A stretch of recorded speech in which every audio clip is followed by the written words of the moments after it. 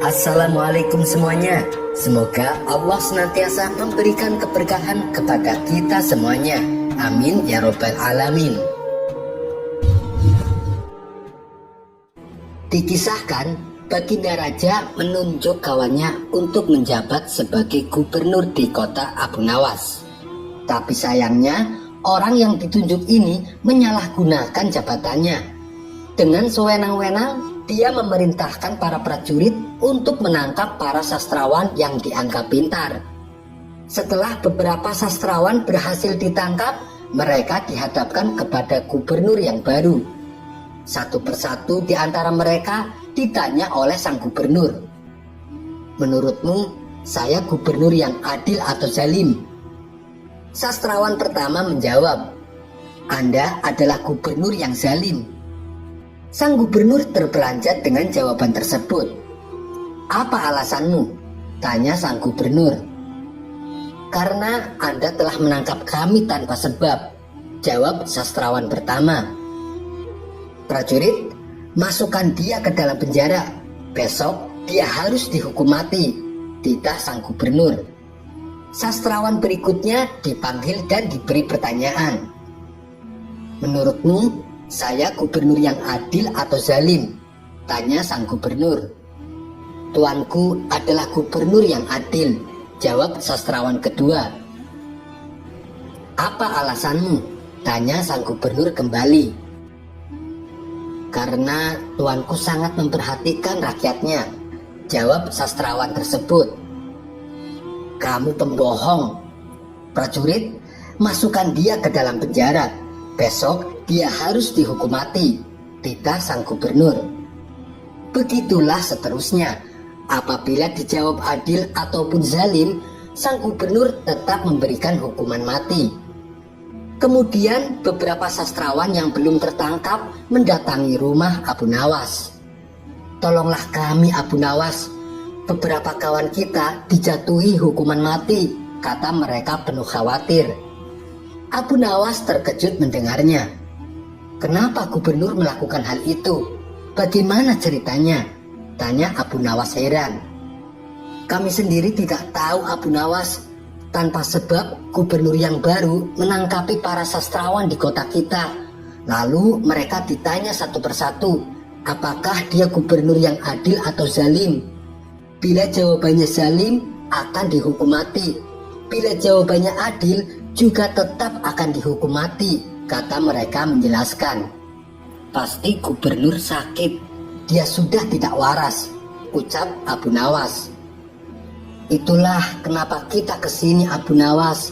Kita mendatangimu agar kau menyelamatkan kawan-kawan kita. Sebab rencananya besok kawan-kawan kita akan dihukum mati," tutur mereka. "Baiklah, aku akan ke istana gubernur sekarang juga. Kalian pulanglah," ucap Abu Nawas. Maka berangkatlah Abu Nawas ke istana.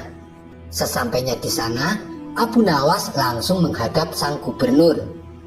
Melihat kehadiran Abu Nawas, sang gubernur langsung emosi. "Ngapain kau datang ke istanaku?" tanya sang gubernur. "Saya mendengar kabar Anda menyuruh beberapa prajurit untuk menangkapi para sastrawan pintar di kota ini. Tapi kenapa aku tidak ditangkap? Saya sangat tersinggung," jawab Abu Nawas. "Oh, jadi kamu menganggap dirimu bagian dari mereka?" tanya sang gubernur. "Tentu saja, masyarakat di kota ini tahu siapa aku. Aku adalah sastrawan terpandai di kota ini," balas Abu Nawas. "Baiklah, Algojo, tangkap Abu Nawas dan penggal lehernya," perintah sang gubernur. "Tunggu dulu, sebelum leherku dipenggal, perintahkan algojomu agar jangan sampai merusak rambutku. Sebab aku baru saja keluar dari tukang cukur," timpal Abu Nawas. Mendengar itu, sang gubernur langsung tertawa. "Itulah jiwa kesatria yang aku kagumi darimu. Aku mengampunimu Abu Nawas," kata sang gubernur. "Bolehkah aku meminta satu permintaan?" tanya Abu Nawas.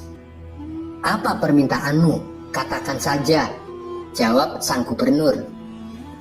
Saya juga minta pengampunan untuk kawan-kawanku, pinta Abu Nawas. Sejenak sang gubernur terdiam, lalu ia berkata kepada Abu Nawas, aku akan mengabulkan permintaanmu, tapi ada syaratnya. Kamu harus bisa menjawab 3 pertanyaanku, ujar sang gubernur. Baik tuan, saya siap menjawabnya, sahut Abu Nawas. Menurutmu, aku gubernur yang adil atau zalim? Tanya sang gubernur. Tuan, bukan gubernur yang adil, bukan pula gubernur yang zalim. Orang-orang yang zalim itu adalah kita. Sedangkan Tuan adalah pedang keadilan yang membalas kezaliman, jawab Abu Nawas. Luar biasa, jawabanmu sungguh menakjubkan Abu Nawas. Sekarang pertanyaan kedua, mana yang lebih bermanfaat, matahari atau bulan? Tanya sang gubernur. Matahari terbit di siang hari bersamaan dengan terangnya dunia, maka menurutku matahari kurang bermanfaat. Sementara bulan terbit di waktu malam yang menerangi dunia dan menjadikannya seperti siang, maka menurutku manfaat bulan lebih besar. Sang gubernur pun tertawa dengan jawaban Abu Nawas, meskipun nyeleneh tapi masuk akal. Baiklah Abu Nawas, sekarang pertanyaan yang terakhir. Menurutmu warna angin itu apa? Tanya sang gubernur. Warna angin itu merah tuan, jawab Abu Nawas enteng. Apa alasanmu? Tanya sang gubernur kembali. Kalau kita masuk angin, lalu badan kita dikerok, pasti akan muncul warna merah pada tubuh kita. Itu menunjukkan kalau anginnya sedang keluar.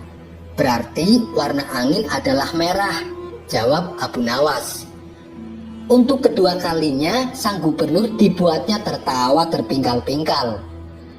Kamu memang cerdik Abu Nawas. Kamu mendapatkan apa yang kau inginkan. Ternyata apa yang dikatakan Baginda Raja tentangmu memang benar Abu Nawas, tutur sang gubernur.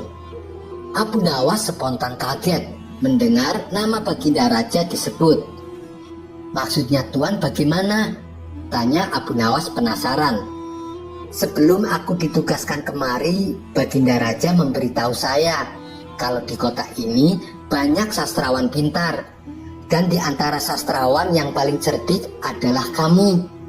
Saya berniat memanggil mereka untuk saya kasih hadiah. Tapi sebelumnya saya ingin mengerjai mereka dulu. Ternyata kamu malah datang untuk membantu mereka. Dan ini adalah suatu kesempatan bagi saya untuk menguji kecerdasanmu, kata sang gubernur menjelaskan. Jadi hukuman mati yang Tuan berikan hanya pura-pura? Tanya Abu Nawas kaget. Benar Abu Nawas, saya hanya ingin mengerjai mereka sebelum aku memberikan hadiah kepada mereka, jawab sang gubernur. Abu Nawas pun terdiam sejenak.